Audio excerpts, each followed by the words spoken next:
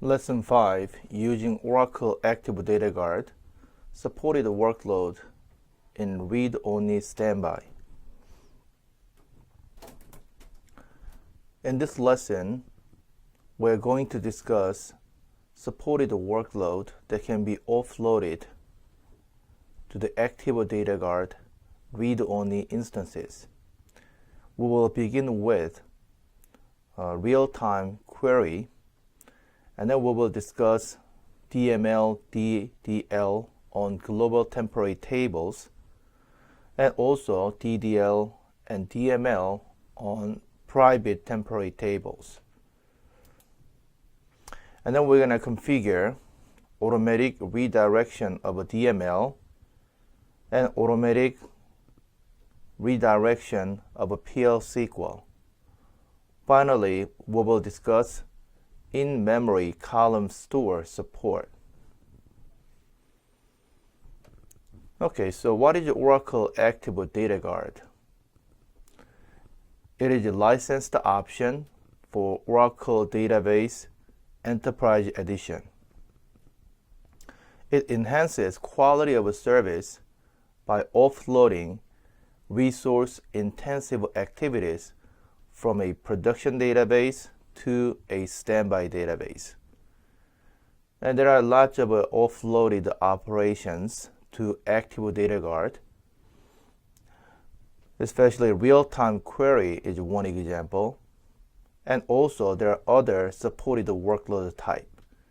So in this lesson, we're going to focus on listed supported workload in Active Data Guard. Using real-time query. So what is a real-time query? Let's talk about Data Guard basic configuration. In the Data Guard environment, the primary database as a mandatory member, and also a physical standby database is a copy of a primary database. And physical standby database is running in mount state, and it is recovered by applying redo. When you open your physical standby database read-only, but without starting redo apply service, user can create report, but that's not consistent, and that's only point-in-time report. But with the Active Data Guard, it is supported to open physical standby database with a redo apply service. So it allows us to run real-time query in the physical standby database. Thus, you can offload query operation to physical standby database. So primary database, it can save us some of the resources. So redo still transported to a physical standby database, and physical standby database continuously updated by applying redo, even if it's open read-only mode. So how to enable real-time query?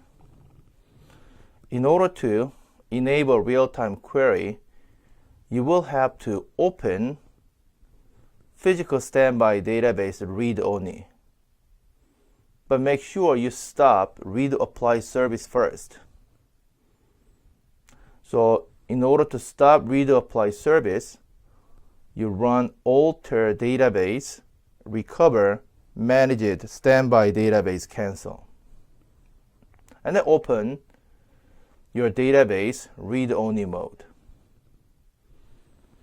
And then we're going to start redo apply service, alter database, recover, manage the standby database disconnect. If your database is a multi-tenant database, make sure you open pluggable databases read-only mode as well. Disabling real-time query is also simple. It's the opposite way. You will have to shut down physical standby database immediate, and then you're going to start up database mount to state. At mount to state, you will start redo apply service again. So you can enable real-time query and you can disable real-time query directly in the SQL prompt using SQL command. After lesson 9, when we discuss data guard broker command line interface, you can also enable or disable real-time query by using data guard broker command line interface command. Now, how do you know your database currently running with a real-time query mode? When you open your physical standby database read-only without starting MRP read apply service, your open mode will be reported as a read-only. However, if a read apply service is active in read-only mode, then open mode will be reported as a read-only with apply. So whenever you see read-only with apply value of open mode column from VDALA database, that indicate your physical standby database currently leverages real-time query feature. Understanding lag in an active data guard configuration. So we discussed how to configure real-time query in physical standby database. But what if your physical standby database behind the primary database? Because your physical standby database is just CPU bound, or there is a network bandwidth or latency issue. So, there may be, this may cause transport lag and applied lag because of a resource contention issue and also network issue. In this case, even though you configured your physical standby database to run real-time query, but you cannot get good benefit of it. So how would you manage the standby database lag? So we will discuss a couple of things. You can monitor read apply lag by using VDALA view, and also you can create trigger to take action. The first way to monitor apply lag is a VDALA data guard stat. This will give you apply lag information. What is apply lag? This is a difference in elapsed time between when the last applied changes became visible on the standby and when that same change was first visible on the primary database. So that apply lag. From VDALA data guard stat view, you will see apply lag information. So that's what you're gonna see. According to this output in the slide, applied lag is 0 second. For your information, if you are using data guard broker interface or enterprise manager, it's much more simpler to see applied lag information. And also we have a VDALA standby event histogram view as well. So VDALA view, it gives you applied lag information, how many times, how long we had to wait in the past time. So it gives you histogram information. So we have a bucket 0 second. So meaning that mostly your standby database was just synchronized without applied lag. In the 1 second, so that means about 1,000 times your standby database was about 1 second behind the primary database.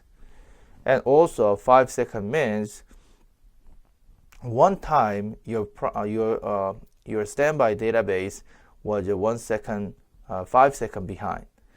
So based on that, you can understand apply lag observation in the physical standby database, and based on your requirement, you can actually set one parameter, standby max delay, data delay.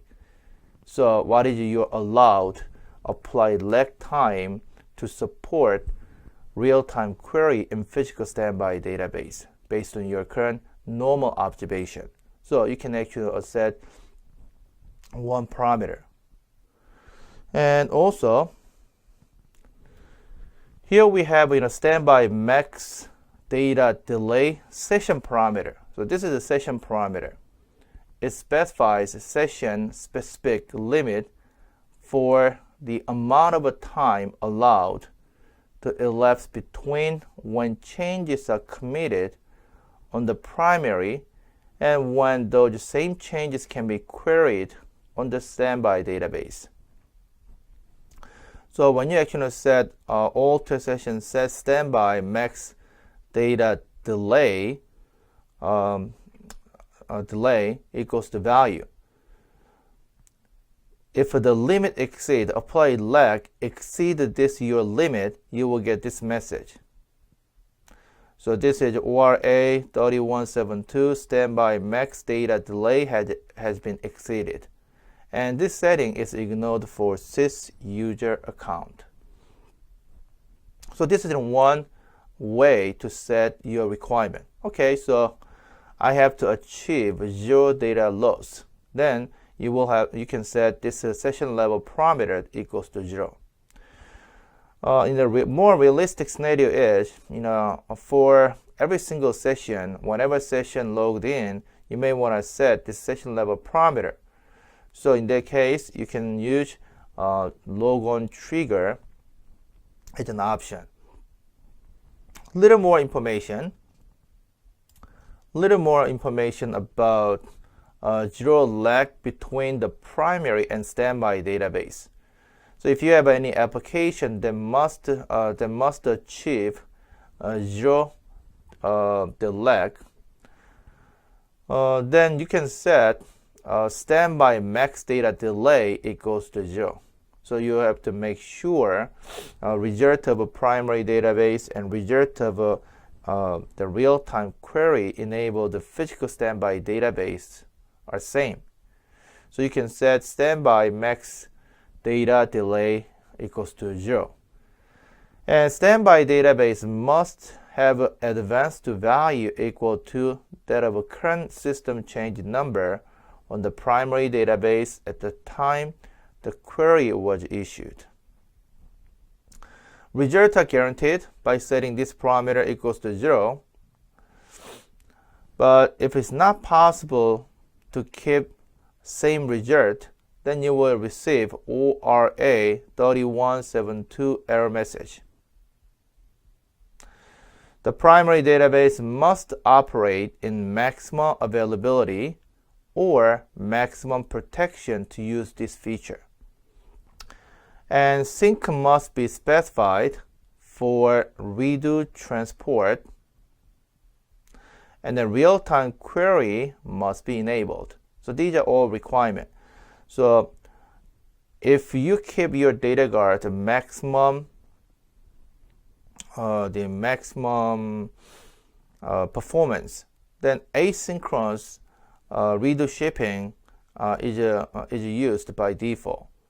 So out of sync is always possible because that is mainly to support better performance of a primary the primary database. And also, so this feature, it works only with synchronous redo shipping. There are two data protection mode that require synchronous redo shipping. So that is a synchronous redo transport mode. So we have to configure data guard with a maximum availability and maximum protection. Okay, so in order to automate setting up this parameter, we can use after log on trigger. So it uses database role. And also it enables you to write a role-specific trigger and set standby max data delay when application logs onto the real-time query-enabled standby database. It allows for configuration of a maximum data delay without changing application source.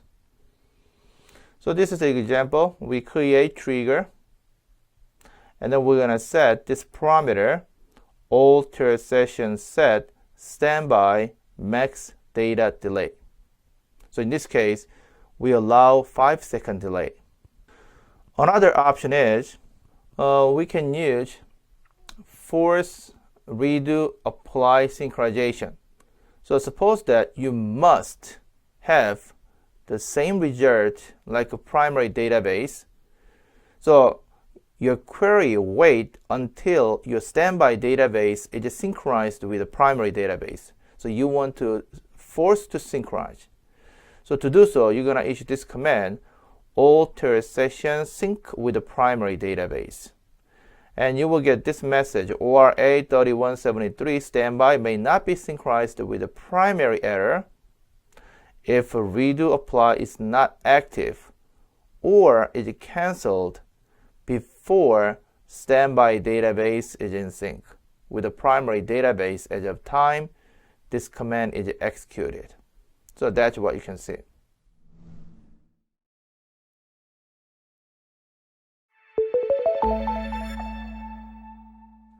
So we have after logon trigger for second method as well. So you can issue alter session sync with primary. So that is actually one the after logon trigger to support the real-time query in physical standby database. Okay, so this is first section of lesson 5. I will jump into my demo environment. I will show you a couple of demos about real-time query. Okay, so I'm in my demo environment. I'm going to show you a couple of things. So I have a terminal window open. The first thing what we're going to do, I'm going to check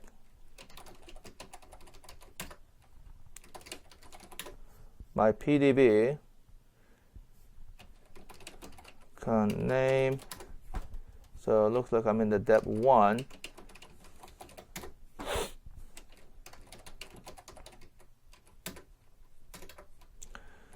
So I have physical standby database. So that's a physical standby database.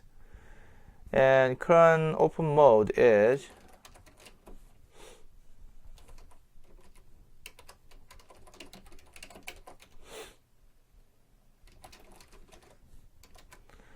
as you can see, my database already open in the read only with the apply. So real-time apply has been enabled. So when you look at MRP, pgrep, as you can see, my MRP process is already running. Well, you can just shut down, immediate. We can simulate. So we're gonna start database bound to state, and then we're gonna attempt to enable real-time query from that point.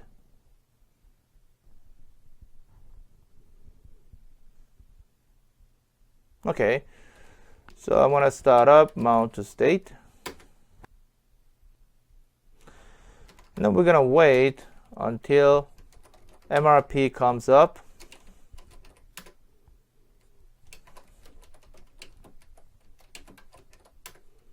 Okay, it's not running yet. So in that case, what you're gonna do, alter database recover, manage it, standby, database, disconnect. So it will start redo apply service. But right before I ran this query, this command, MRP, the MRP started just right before.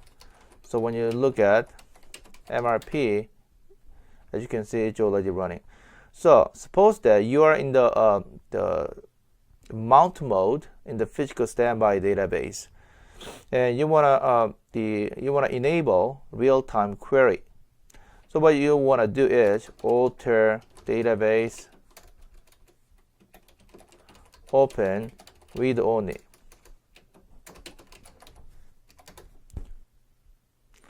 So your database is read only. Let's see.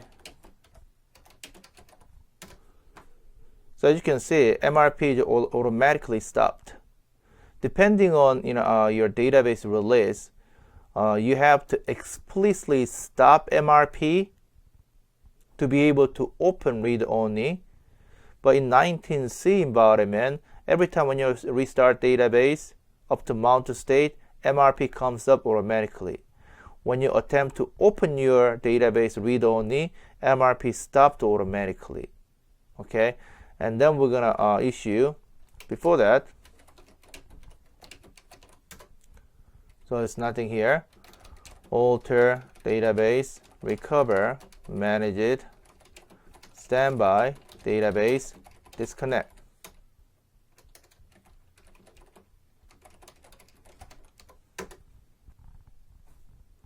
So it's already active.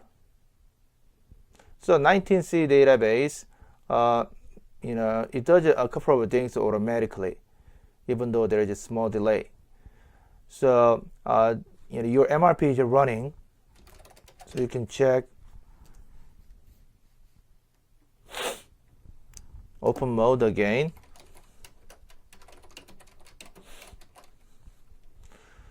Select open mode from $v database. So this is read only with apply. So this is a first example. So first example about the real-time query. Now next example is, let's take a look at apply lag in the physical standby database. So we have select name value and determ.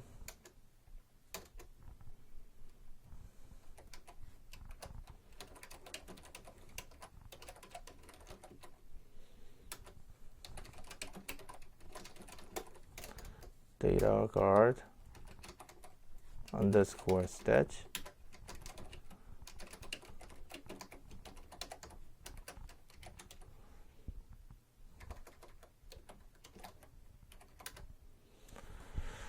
So as you can see, my apply lag is 0 second, so which is good. So you can actually see your current apply lag by using $view. If you want to see history of apply lag in the past, you can use histogram view. Select star from $, standby, event, histogram, where name equals to apply lag and count greater than 0. So I don't see any apply lag in this my demo environment. So always 0 second. So I have a 163 count and everything is 0. So my environment is good enough. So you can actually monitor apply lag using this $view. So that's in a second example. And third example is, let's perform real-time query testing. So from the primary database, and let's check current location. It's dep1. Let me issue a query.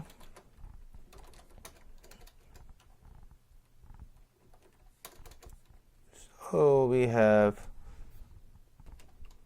I'm going to use, let me do this way, show user. I'm the currently sys user.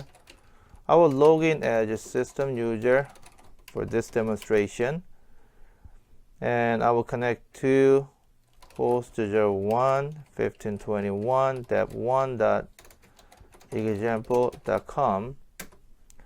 So I'm going to actually count start from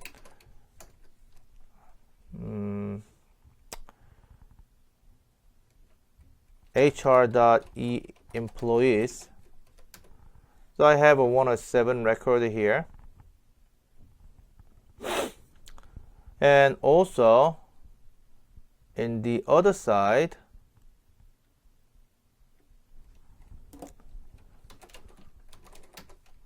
so I'm the current user. I will log in as a system user.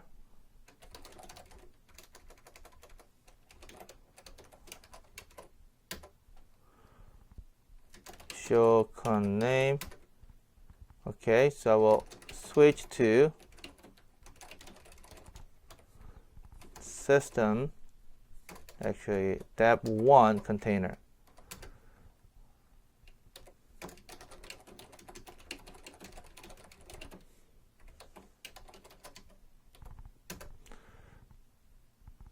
So unfortunately my PDF is not open because previously I had to restart database for short demo.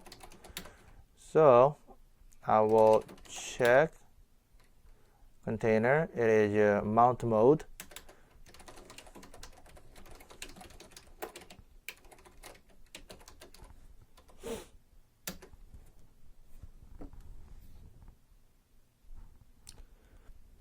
Finally, it's open. So I'm trying to log in as a system user.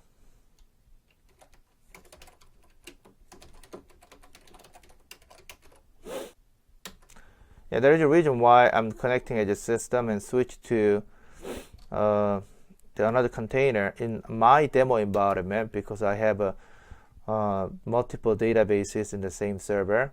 So I may connect to a logical standby database if I use easy connect method. So that is the reason. Auto session set container equals to dev1. Finally, I should be able to connect. So I'm going to actually count hr.employees. So I have a value 107. So from primary database and standby database, I have same output. And then what you're gonna do, you can set one setting here. In the standby database, alter session set standby max data delay equals to 5 seconds. So I changed it. Now, if you want to achieve a zero data loss, so set this parameter to 0, then you must be maximum availability or maximum protection. But my data guard configuration in the demo environment is a maximum performance. So I gave a number here, standby max data delay equals to 5. So what we're gonna do, in order to simulate, apply lag, I'm gonna stop, redo apply service in another session. I will SSH to host 03.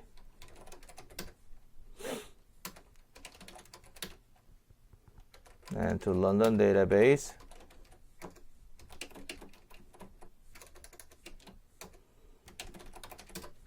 And I will stop.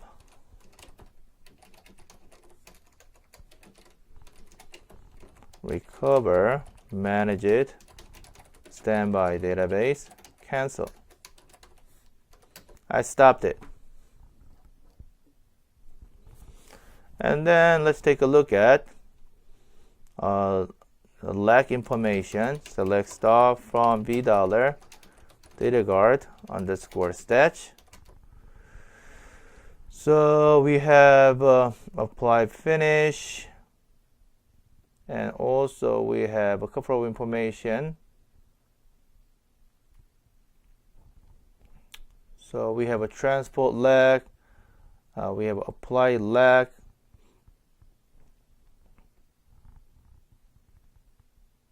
so we have this kind of information. Let me actually filter by using apply lag.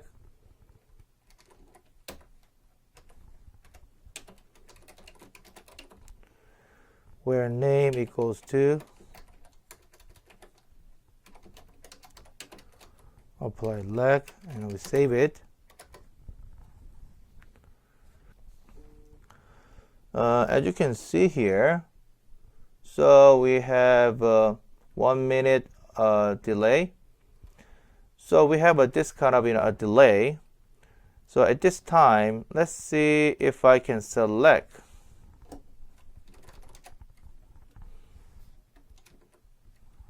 from here, because I've set this setting here. So I will use select count star from HR employees. So as you can see, I got this message. So real-time query couldn't be done because of a MRP process issue, and my standby max data delay target was 5 seconds, but I stopped the MRP 5 seconds beyond 5 seconds. So that's why I got this message. If you want to automate this for every single session that is running real-time query, then you can create after a log on trigger as well. So that's one possible thing that you can use. For example, I prepared the text editor, and then I'm gonna copy sample trigger syntax, and I will just modify it. Just get rid of it. I don't need it. I don't need it. And I don't need it. You can also actually search for the examples from Oracle document, and you can just switch it. So this is for test schema, but you can also change it to HR schema as well. And then what you're gonna do, you copy this, and you're gonna paste it in the host shadow 1. So you have to be in the dep 1 because my schema exists in my schema exists in dep 1 pluggable database. So you can actually create trigger and done. So you don't have to set session level parameter manually per session. So that's what you can do.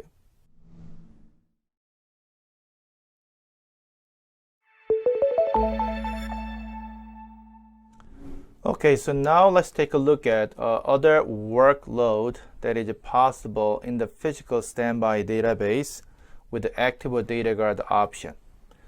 The first option is a DDL statement. You can actually make DDL operation on the global temporary tables in the physical standby database.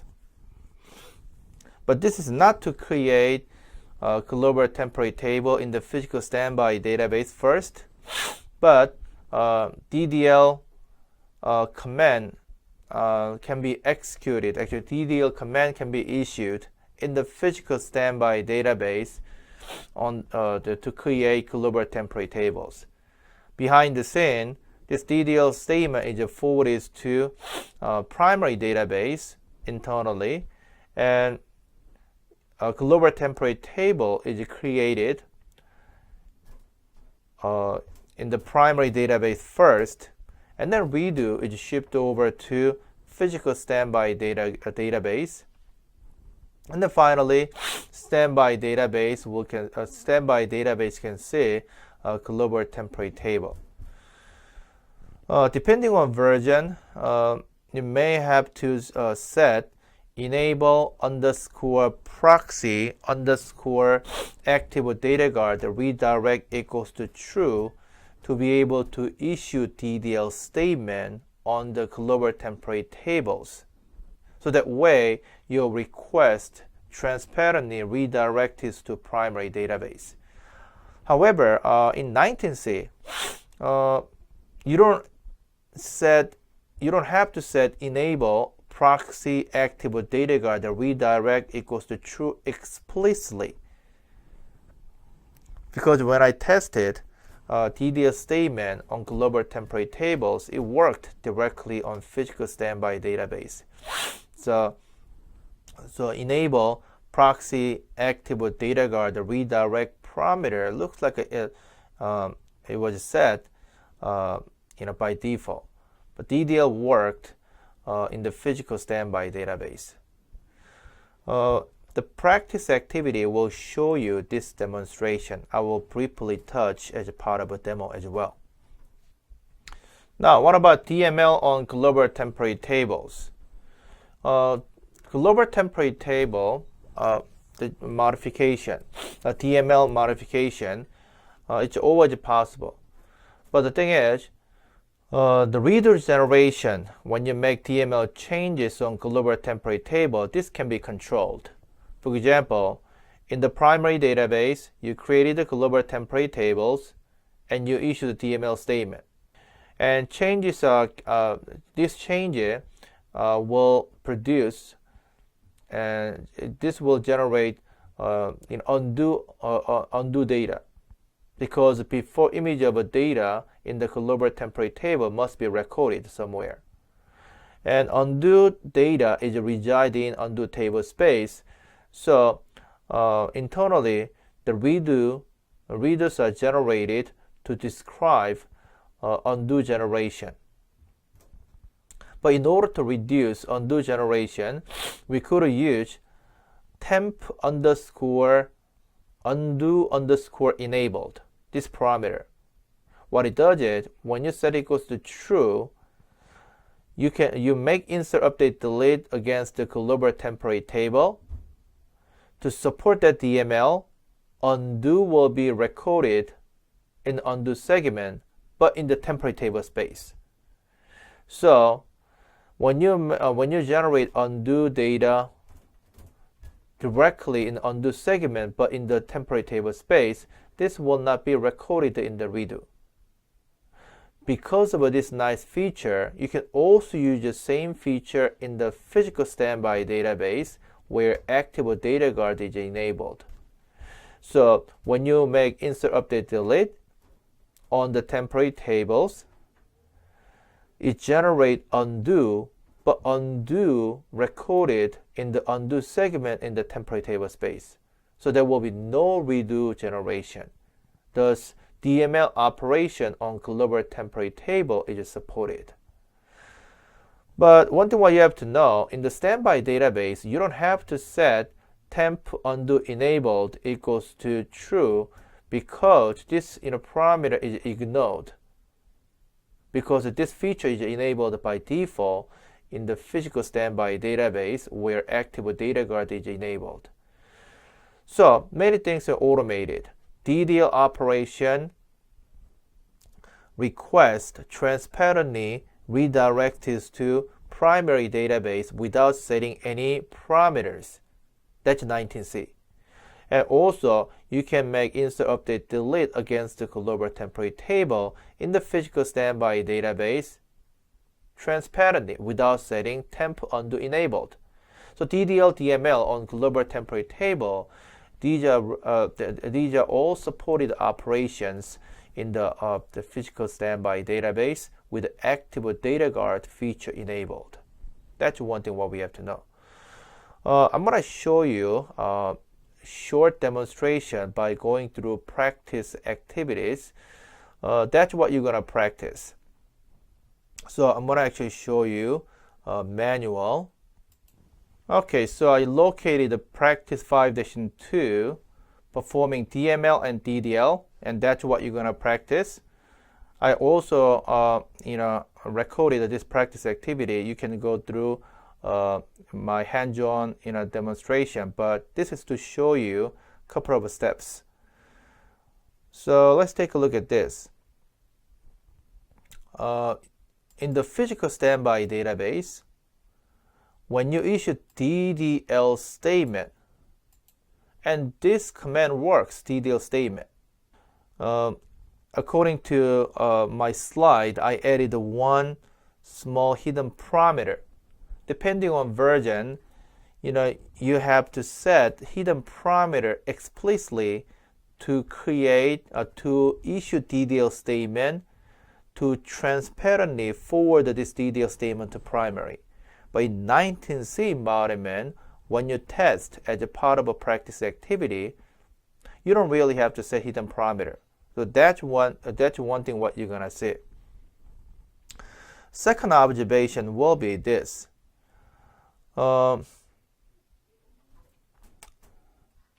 Practice 5-3, it will give you another observation. No, not this one. Here. We're gonna make, okay, look at this. So in the physical standby database on host 02, you will check the value of a temp undo underscore enabled. And before 19C, if you had a background on temp undo enabled parameter, you may have this idea. Okay, you know what?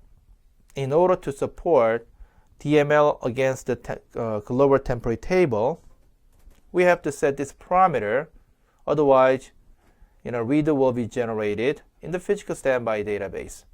So when you leave the default value temp underscore undo underscore enabled, you may think the DML statement may fail. However, when you actually attempt to insert, as you can see, it works. So why? So this is the reason. For standby database, this parameter is meaningless because it is enabled by default, and that's the only behavior in the physical standby database. So, DDL, transparent redirection to primary, that's are automated, and also supporting DML on the global temporary table, that's also enabled. Pretty good feature, right? So that's the offloadable operation to physical standby database. So now what we're gonna do, we're gonna move on to slide. I will show you another examples. So I came back to the slide. We also have another possible workload that can be done in the active data guard instances and database. That's in a private temporary tables. And same purpose. We have a reporting operation that was uploaded. I want to actually perform a little bit of changes to create report based on your requirement. So we have a read mostly application. So in order to make a little bit of changes, you need to create global temporary table, just like a previous example. And we also have another way to create temporary table, and that is called the private temporary table. Unlike a global temporary table, when you create private temporary table in the physical standby database, it doesn't work with the primary database because it's independent. You can create private temporary table independently in the physical standby database. Because the private temporary table it uses memory to store metadata.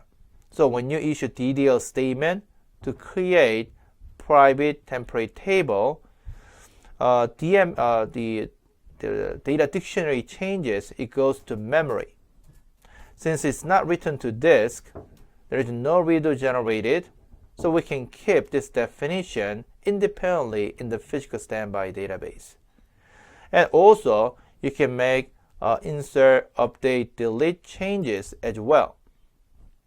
So, you can use a private temporary table for the same purpose, like a global temporary table, but without having to work with primary database. So here we have an example. You can use create private temporary table statement, and then you can keep this definition, duration of a transaction or duration of a session. So in order to keep definition in memory, duration of a transaction, you're going to issue create private temporary table and on commit drop definition. So at commit time, drop this definition. We also have create private temporary table on commit preserve definition as well. So even after the commit, as long as your session remain, then just keep definition of a private temporary table. So that is another example. I'm going to show you a short demonstration, dry demo, by going through your practice activity. So let me actually move on to my demo environment. Okay, so here's my demo environment. I created a practice activity 5-3. This 5-3 is to show you private temporary table usage in the physical standby database. So the first demonstration is when you create private temporary table, you will get this message. So invalid table name. Private temporary table, it uses prefix. So when you look at private temporary table prefix, you will see ORA $PTT. So name must include this. So with a prefix, you can create private temporary table. So after you create table, you can also insert into private temporary table. Finally, you get this information. So by default, your private temporary table, it is in our definition is retained duration of a transaction. So once you commit, definition will be gone. And also, when you look at same table structure from second session in the physical standby database, it's not visible. Okay? Because the private temporary table only visible to the session that issued the DDL statement.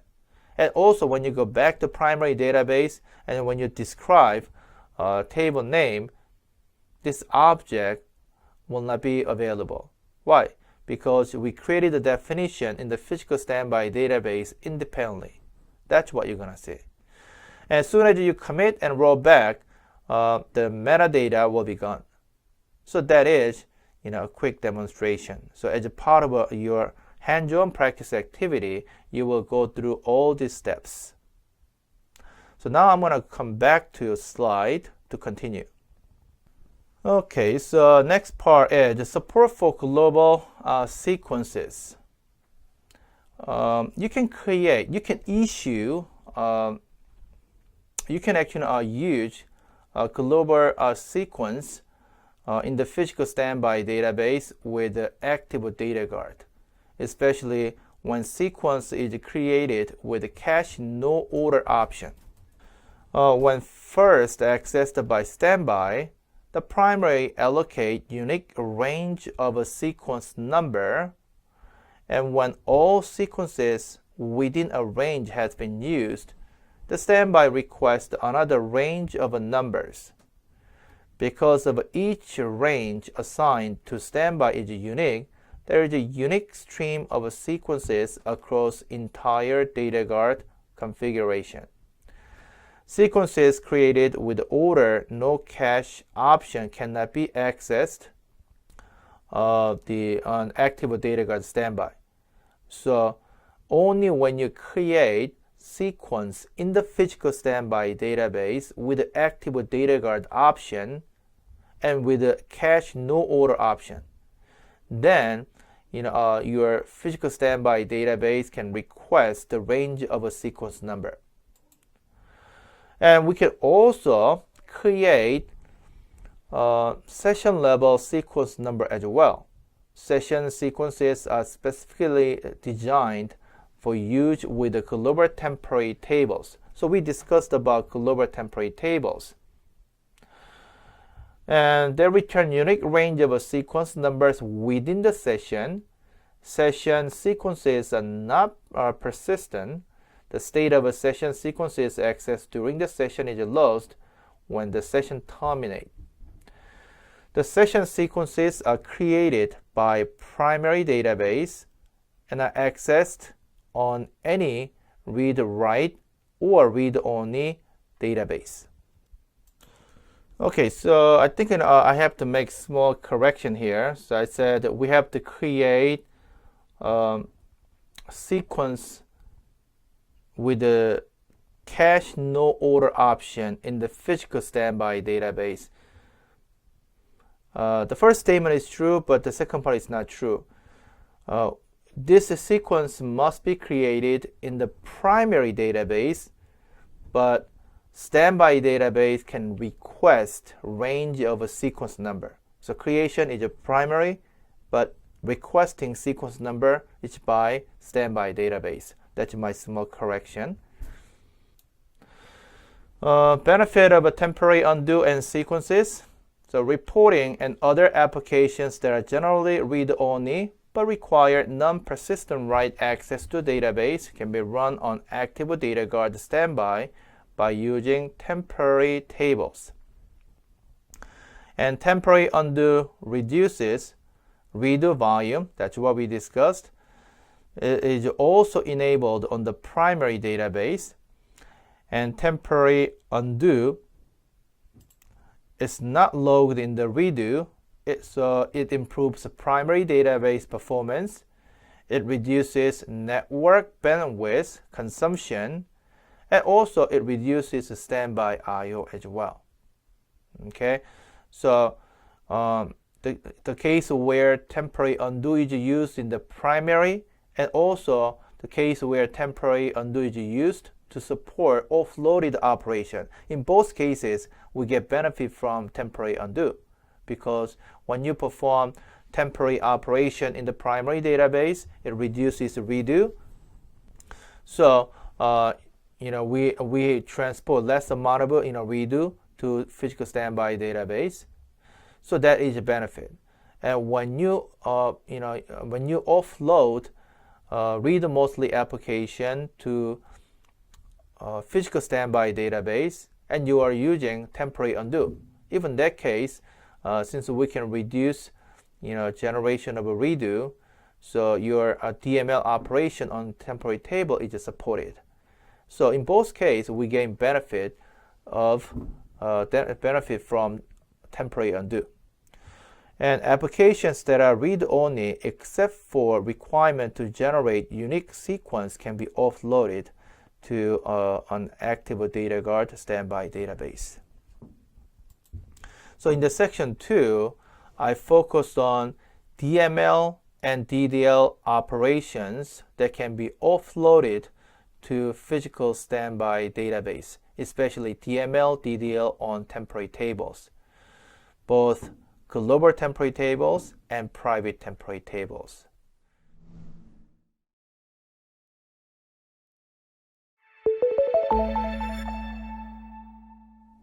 Okay, so let's move on to section 3. Section 3 of lesson 5, we're going to discuss support for read-mostly application and analytic queries. The first topic is DML operations on Active Data Guard standby databases. Starting from 19C environment, you can now run DML operation on Active Data Guard standby databases. If this were DML on global temporary table, then we can perform global temporary table activity directly in the physical standby database. However, if a DML is against the regular tables, then DML, it can be offloaded. Actually, it can be redirected to primary database. This is mainly for read-mostly application, which occasionally execute DMLs on the standby database. When you look at a diagram, number one, suppose that you have a DML operation on the regular tables. Since DML generate redo and standby database doesn't support generation of a redo, so my DDL statement is redirected to primary database. And then your primary database accept DML, and DML is applied to primary database. And then data changes is streamed back to standby database, and data is visible to the client. Now, suppose that you have a heavy DML statement in the physical standby database, as if standby database support DML. Then definitely there will be performance impact. So, DML transparent redirection to primary database, this should be only for read-mostly application. If you are expecting heavy DML operations, definitely you should go with the primary database. Okay, so that is main purpose of supporting DML operations on Active Data Guard standby database. To use this feature, we have to configure automatic redirection of DML operations.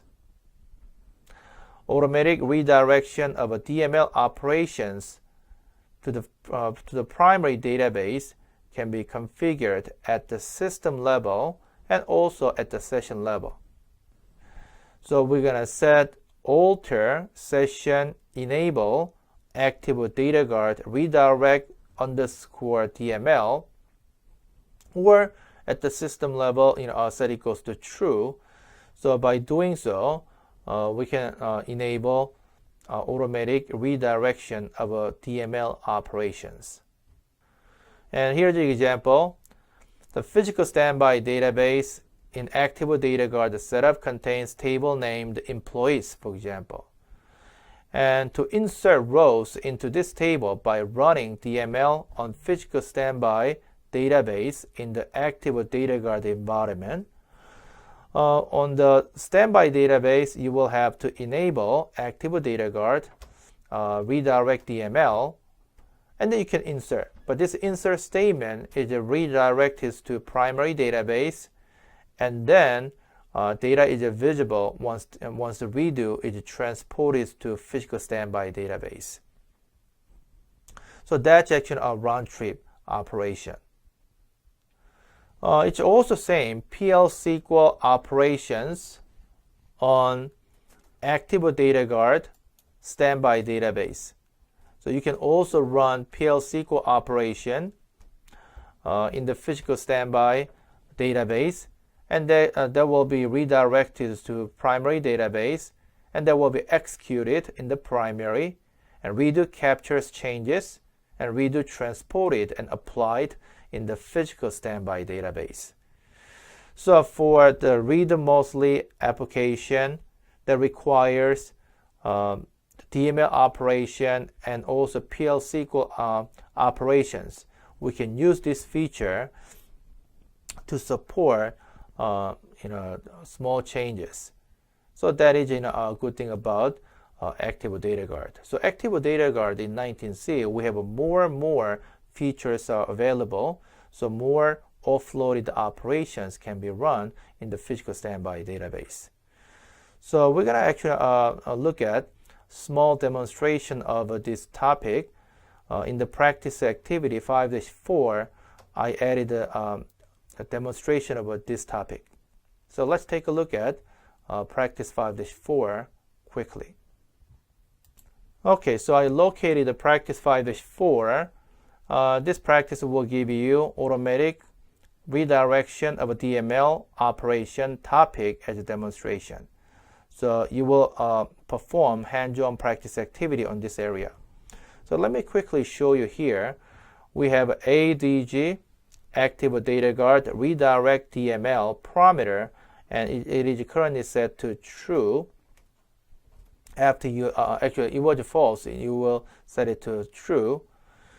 And then in the physical standby database, we have auto system set, active data guard, redirect DML. It was false. We change it to true. And then what we're gonna do is, in the physical standby database, you issue DDL statement, and also you insert record into regular table.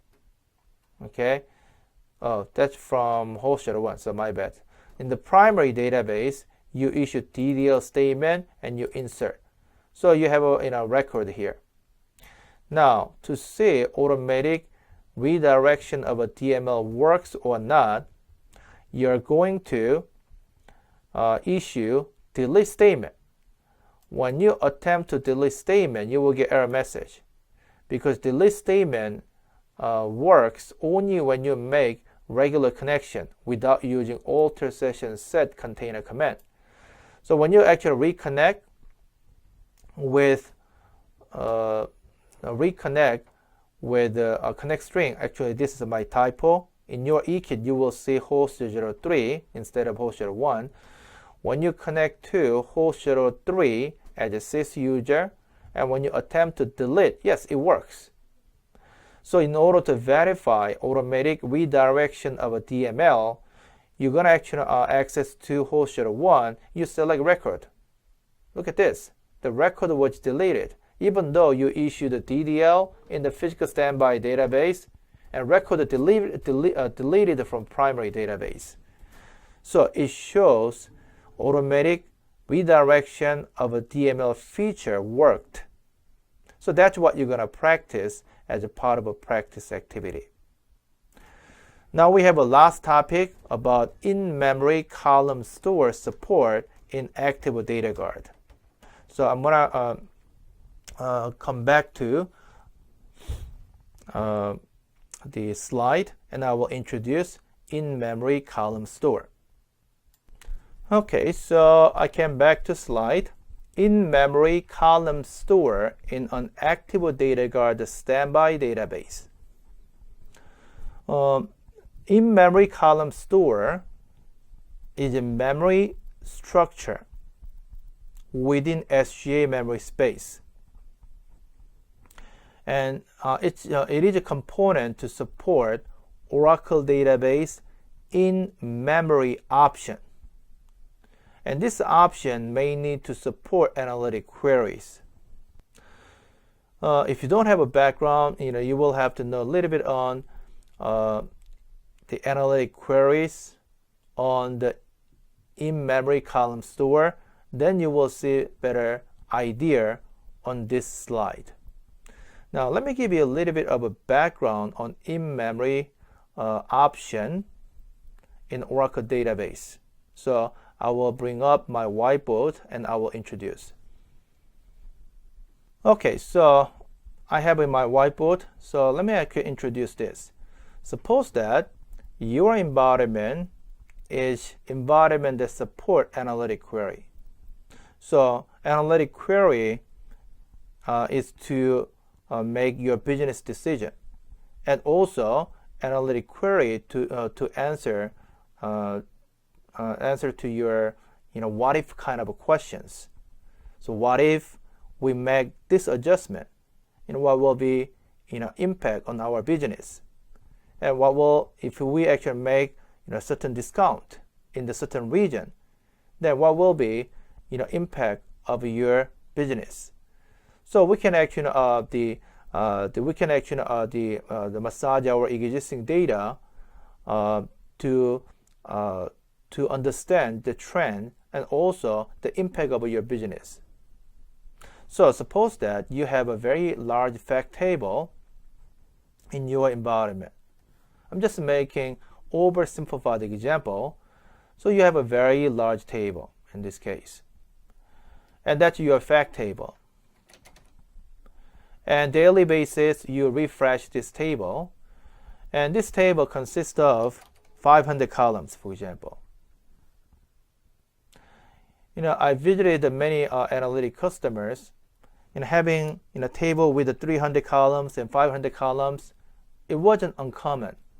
I've seen many customers that manages a very large table and views out of this huge table, because many number of columns are used to store a result of expression and also to apply factors. So we have actually this table. Suppose that your business users is looking for column 1 and also computation in column 500. And also that requires, for example, full table scan. If that is the case, in order to perform full table scan, we have to read 500 columns per each row. Even though my analytic query only looking for 2 columns, doesn't matter. I have to read 500 columns, meaning that you have to scan large amount of unnecessary data, even though you are looking for only 2 columns. So your full table scan is very, very, very expensive. That's why many customers wanted to use another way to reduce cost, like an index. So we can create index 1 on this column 1, and also index 80 on column 500, because customer may create many number of indexes on frequently accessed columns.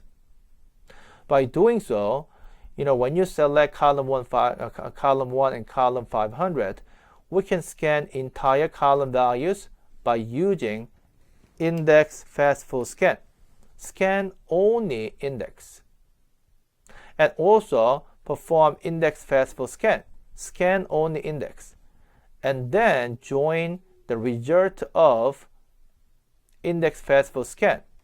So let's say results can be joined by using hash join, and you will get output. Okay, so this could be one possible thing. But the challenge of what we have here is, if this is only reporting and analytic environment, then you don't have any problem. But what if this is a mixed workload environment? So we also have DML changes in the same environment where the analytic queries are running. Then, by creating multiple indexes, it will affect your DML performance. Think about that. You insert one record, you update one row. That will affect, in this example, 80 indexes. So your DML performance will be pretty poor. Because of that reason, some customers offload analytic operations to different systems, like a BI system. So starting from Oracle Database 12.102, Oracle introduced another way to support analytic queries without having to have indexes. That is the Oracle Database in-memory option. Oracle Database in-memory option leverages one memory structure, which is called in-memory column store. It's a part of a SGA memory space, in-memory column store. The idea is this. you have a column 1, okay? We have a value 1, 1, 2, 2, 3, 3, 4, 4. So we have billions of records like this, okay? So what we're going to do here is we're going to actually take this column, list of columns, now column values, and then we're going to rotate this. Now, that's representation of column 1. In order to read entire column 1 values with the row format, I had to read 100% of the data. But after you rotate, you have a single row that represents column 1 values. Single row with billions of columns. So since you can directly read the list of column 1 values by reading one row, it gives you a dramatic benefit. So I don't have to have index anymore because I already changed the orientation of my data.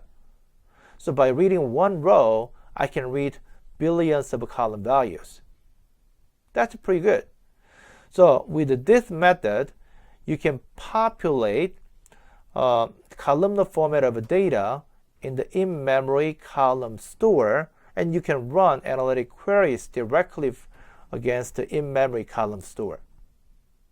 That's pretty good.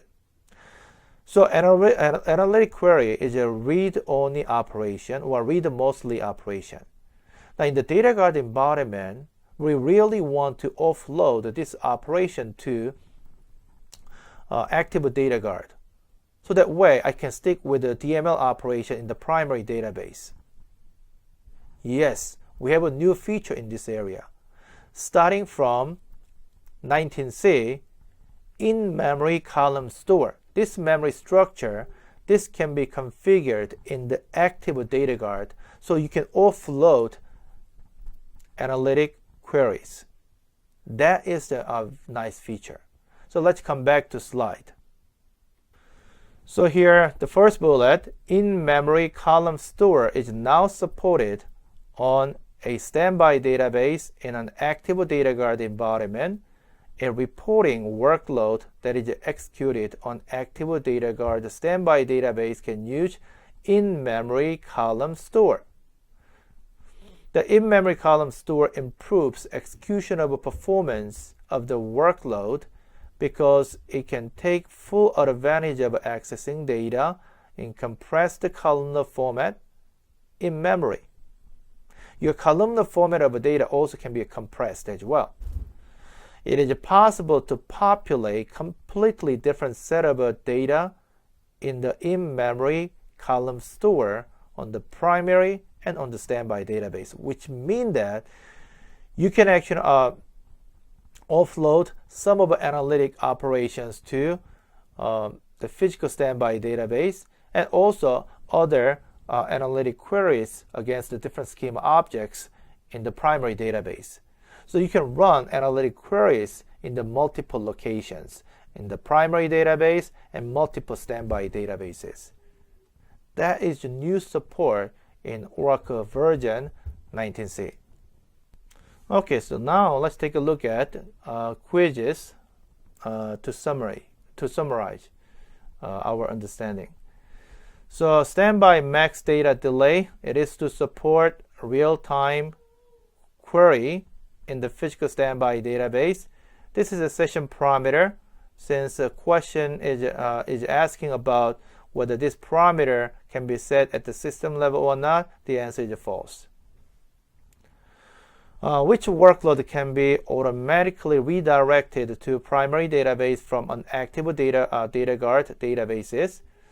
Analytic query, it can be done directly in the physical standby database. DML on global temporary table, it can be done directly in the physical standby database.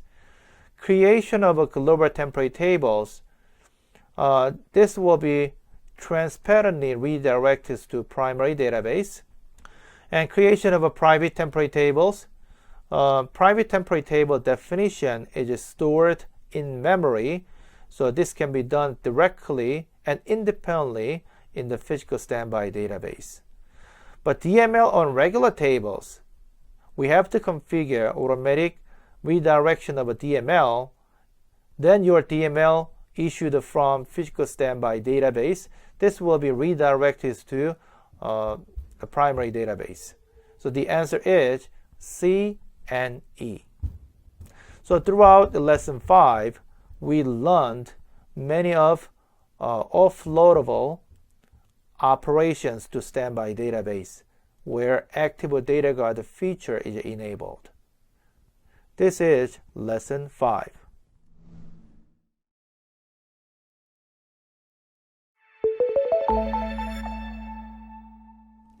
Practice 5-1, enable active data guard real-time query. The real-time query is one of the features under active data guard option. It allows us to offload real-time query operation to a physical standby database. In practice 5-1, we're going to configure physical standby database to perform real-time query, and then we're going to test a couple of cases. The first task is you open up terminal window on host 03. If you already have a terminal open, you can use it. Otherwise, you have to open new terminal window and from gateway VM SSH to host 03. And then you will have to run ORAENV script. In the later practice activities, these are all same. So what I'm going to do, just to show you my current environment, I'm in the host 03, and I've set environment variables using ORAENV script. And in the physical standby database, I will access to the database using SQL+, and I will show you the protected PDBs. In the physical standby database, I have a DEP1 as the only protected pluggable database. PDB seed is nothing more than template. Since it is the mounted state, I will have to open it in the read-only mode. Alter pluggable database DEP1 open.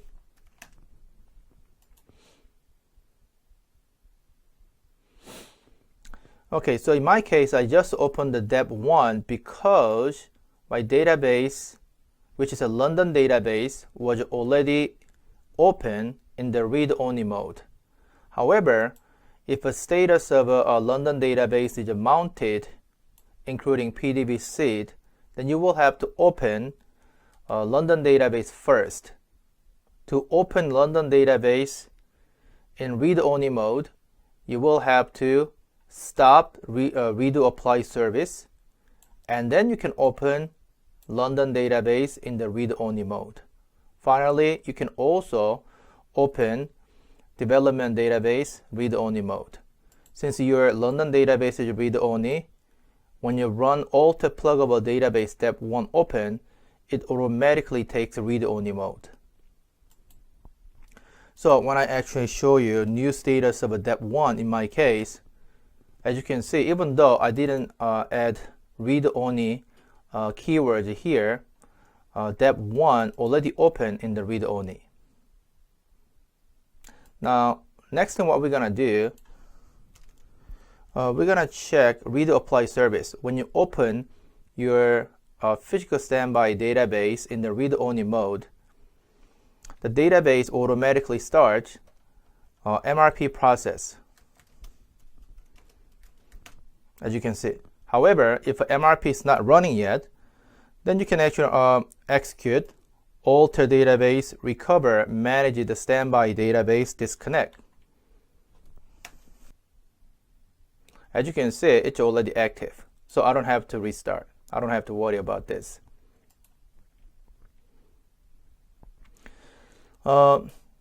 Let's come back to here. I logged in the London database using SQL+ as a sysdba. In the multi-tenant environment, initial location of your session is a CDB root. So container ID is 1, container name CDB root. If you have a multi-tenant architecture concept a little bit, it's very clear. Container, especially user container and root container, it belongs to your container database.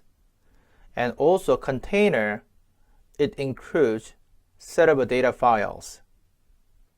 Especially user containers, we call it as pluggable databases.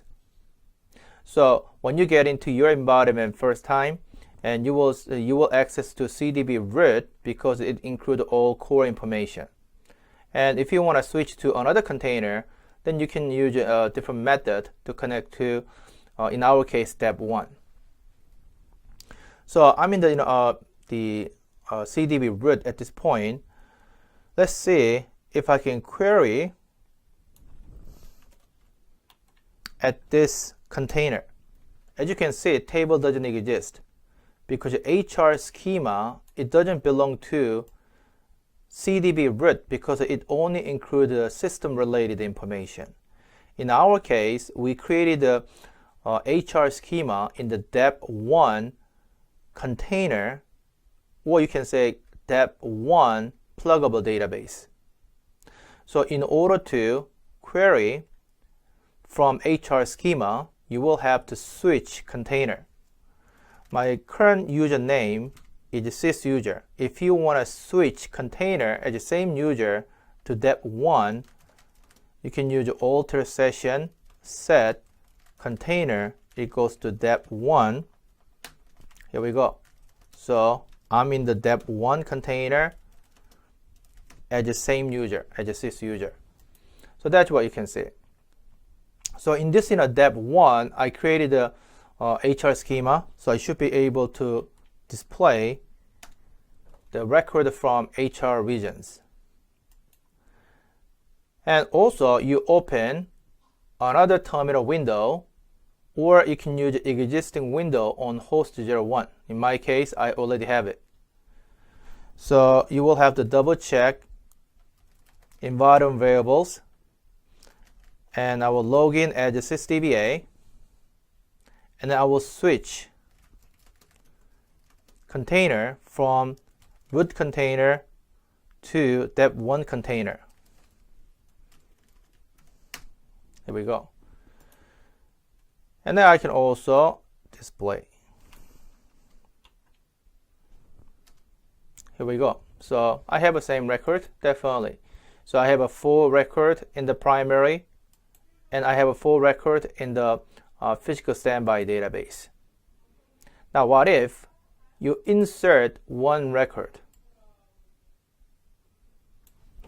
into the table in HR schema from primary database, and you're going to commit? Remember that your standby database is open in read-only mode. The standby database apply changes in read-only mode. So let's check. We're going to come back to physical standby database in dep1 container. And then we're going to run same query again. Look at this. I have a new record. Even though your database is open read-only, redo apply service is able to apply changes in the background.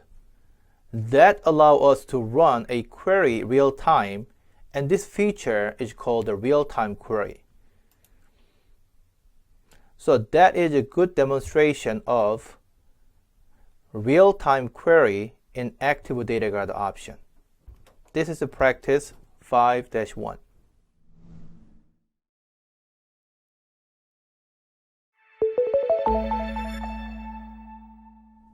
Practice 5-2, performing DDL and DML on global temporary table. In this practice, you will issue DML and DDL operations on a global temporary table in the London Physical Standby database, and we will verify its operation. And this is another supported offloaded workload to physical standby database, especially with the active data guard real-time feature, real-time query feature. The first task, you're gonna get into host shadow 3 and set environment variable, and then you will have to log in as system in this example. Password is Oracle_for you. Make sure your physical standby database open with the real-time query feature enabled. So open mode is read only with apply. It indicates this database currently leverages real-time query feature. In the physical standby database, let's create global temporary table to see if it's possible or not. From your understanding, you may have this idea. Okay, so when you issue DDL statement, that update data dictionary. So since the physical standby database is currently in the read-only mode, updating data dictionary is not possible. So let's see if that is true.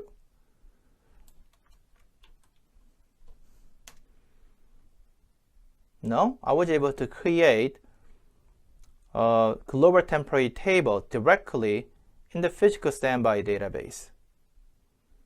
And I added a note here. The DDL operation on the global temporary table is redirected to primary database, meaning that even though you issue the DDL statement in the physical standby database and it is allowed, however, actual operation was done on the primary database, and the changes described and then captured through redo, and redo transported and applied in the physical standby database. So finally, we got this message. So in order to confirm that, we should be able to see same table in the primary database. So what we're gonna do, we're gonna get into host shadow 1, and then you will have to configure your environment variables and log in. Okay, so now let's take a look at global temporary table. Here we go. We issued the command from London physical standby database. However, actual implementation was done in the primary database first. So that's what it is.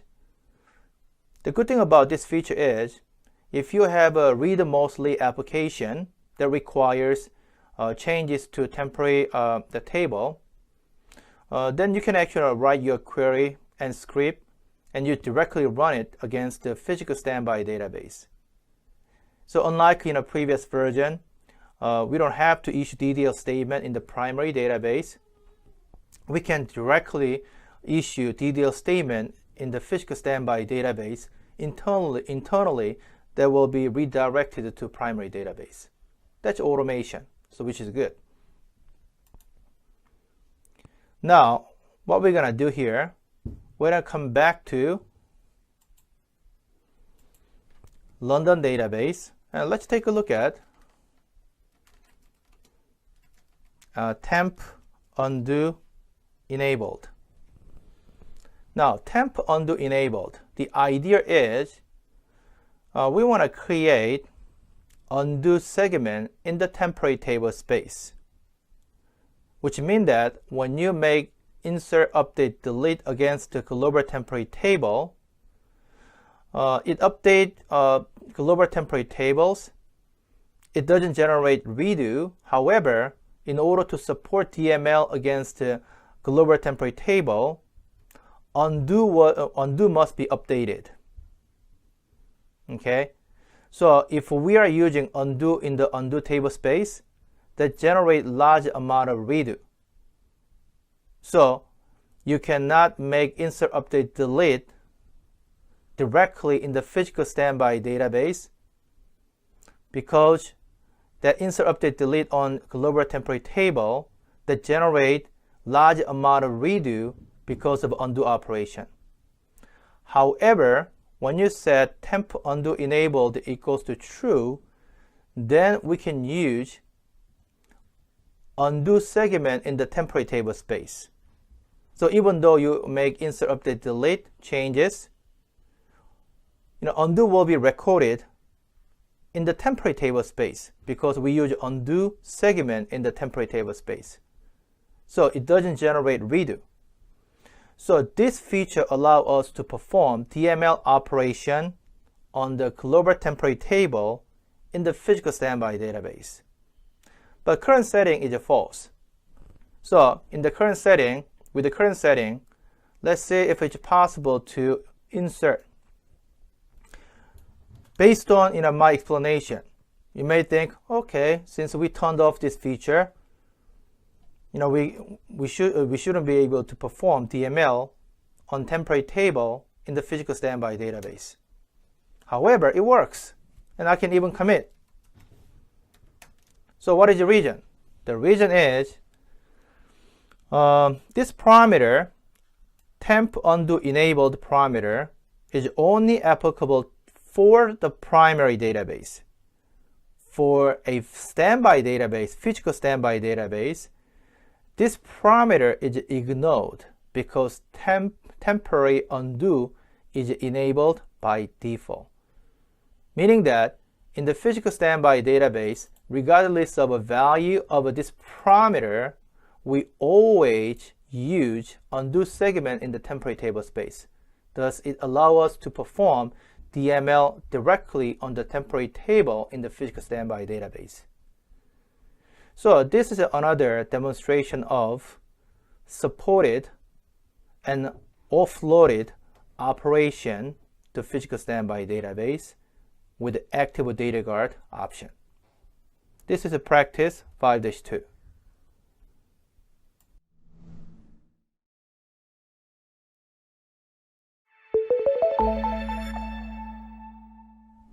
Practice 5-3, managing private temporary table for DML and DDL support. It's very similar to previous practice activity, but it doesn't create a temporary table in the primary database. Private temporary table, it allows us to create a temporary table directly in the physical standby database, because its definition is stored in memory, and this will not be written to data dictionary in the physical standby database. So creation of a private temporary table is allowed, and you can perform insert, update, delete on the private temporary table. We are going to practice on this area. The first task is you get into host 03 and you set environment variable. In my case, I will log in as a system user, and password is Oracle_4U. Now let's create a private temporary table. The syntax is slightly different. You will have to add the private keyword. Remember that I'm in the physical standby database. And I'm going to execute this. No, you cannot create. It is invalid table name. The reason is private temporary table, it uses prefix. So when you look at private temp table prefix, it will show you what should be used. And private temporary table must use ORA $PTT underscore prefix. It must be part of a name, table name. So we're going to recreate private temporary table with this prefix. I'm able to create. Now what I'm going to do, just testing purpose, I'm going to go back to host 01 and I will log in as a sysdba or system, same thing, doesn't matter. And then let me describe ORA $PTT mine. It doesn't exist. So data dictionary, it was generated and it's in the memory. Now, let's see if we can perform insert operation on this table. Yes, I can do that. I can even select inserted data. So I have a record that was inserted. And then what we're going to do, we're going to query to display information about private temporary table. So it is looking at DBA private underscore temp table. And duration of this table is a transaction, meaning that when you commit or roll back, your data dictionary for temporary table will be disappear or discarded. Okay, so now before the commit, before the rollback in the current session, I'm gonna open up new terminal window, and I will SSH to host shuttle 3, and I will use ORA env to set environment variable, and I will log in as system user. And password is Oracle underscore for you. And let's describe ORA $PTT mine. So this table is invisible to another session in the same physical standby database. Now we're going to come back to the first session in the physical standby database. I'm going to roll back. So my transaction is over. Now, if my transaction is over, then what will happen? My table information is gone. This definition only available duration of a transaction, because I created a private temporary table only to keep duration of a transaction. So that's in a simple testing. Now this time we're going to create the private temporary table at the session level to keep duration of a session. So even after the commit, preserve definition in memory. So I will create second private temporary table in the first system session. Okay, so I created. Now when you look at DBA private temp tables view, it will show you duration.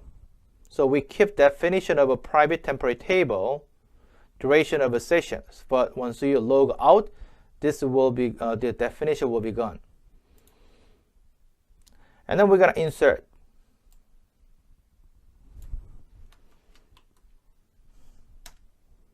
And then we're going to select. The same as the first demonstration. But this time I will commit, meaning that I will finish this transaction. So what will happen?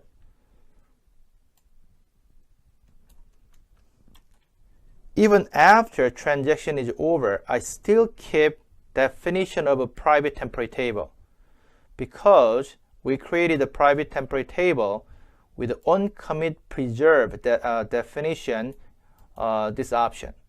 So it allows us to keep definition duration of a session. So we saw two different ways to create private temporary table.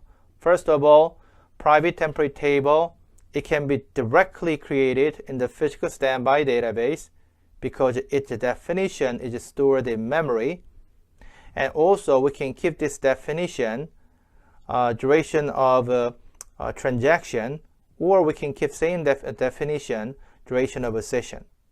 And also this private temporary table is invisible to other sessions. That's why we call it as a private. Okay? And this is a practice 5-3.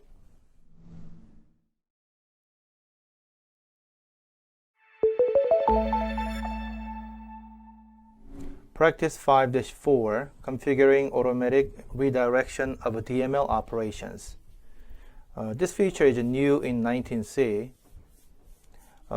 In this practice, you will make DML operations and changes in the standby database, and we will configure DataGuard environment to redirect DML operations on the tables to the primary database. The step number 1, you open up terminal window on host 01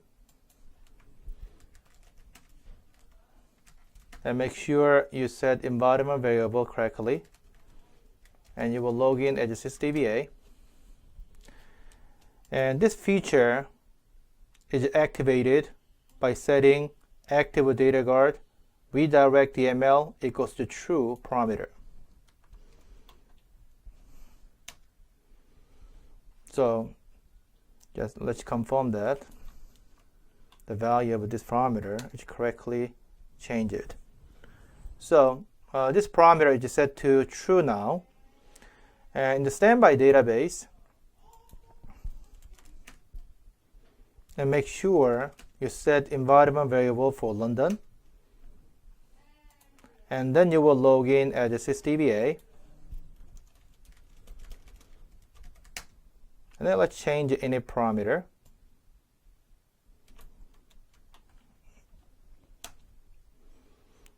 and then you will double check parameter change it. So we successfully changed it in a parameter, not only in the primary database, but also in the standby database. Now we're going to return to host 01 to switch container to dep1. Alter session set container equals to dep1, and you can just double check with a con name. In the dep1 container or pluggable database, you will create one table. This table name is test01. This is just for simple testing. And you can create table in the dep1 container without having any problem. And you're going to insert one record. And not a problem. And you can also commit. So since I'm making DML changes in the primary database, there is no problem here. So I can also select. So that's what we can do in the primary database. Now, let's go to the physical standby database, and I will switch container to dep1. The current location is a CDB root, and I will access to dep1. So let's see if I can make DML even in the physical standby database as well. So I will run delete from test01. Oops, it doesn't work. So according to error message here, statement redirection from Oracle Active DataGuard, the standby database, to primary database failed. So you can actually search a little bit. Here we have a couple of regions and also solutions. In our case, we switched the container and then we ran the DML statement. Automatic redirection of a DML doesn't work when you switch container with the alter session set command. So only when you connect to pluggable database directly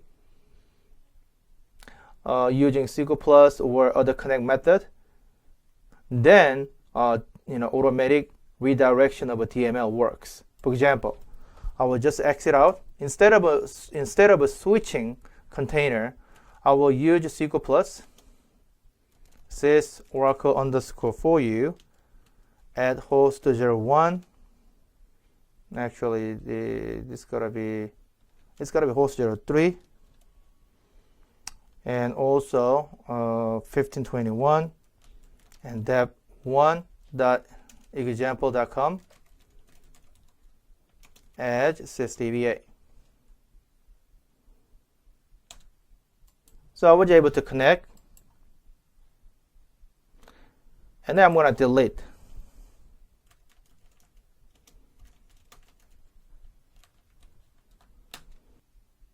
Okay, so it works. I will commit as well.